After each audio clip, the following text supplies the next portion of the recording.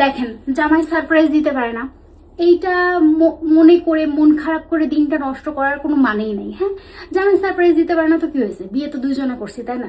Surprise দুজনেই মানে যে কোনো একজন দিলেই হইলো।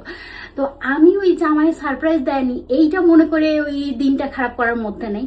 আমি প্রথম থেকেই বিয়ের মানে জাপানে আসার পর থেকে তাকে সারপ্রাইজ দিয়ে আসি, আজও তাই করব, এর অন্যথা হবে না। আর সে সারপ্রাইজ পেতে পেতে অভ্যস্ত হয়ে গেছে, সেভাবে আমিই করব। তো এতে আমার কোনো অভিমান নেই, কোনো মানে দাবি দাওয়াও নেই যে কেন আমার হাজবেন্ড করে না, কেন আমার হাজবেন্ড করে না। যেহেতু তার সংসার করতে আসছে, সো তার ভালো খারাপ মিলাই আমি। তো চলেন আজকে তাকে আমি সারপ্রাইজ দিই, এটা সবসময় হয়।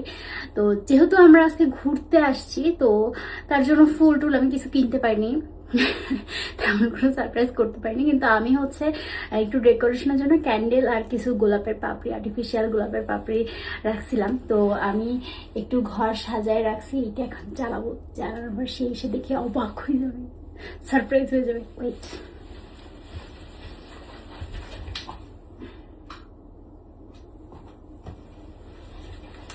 একজন সারপ্রাইজ দিলেই হয়, দুইজন মিলে সারপ্রাইজ দেওয়ার কোনো মানে নেই।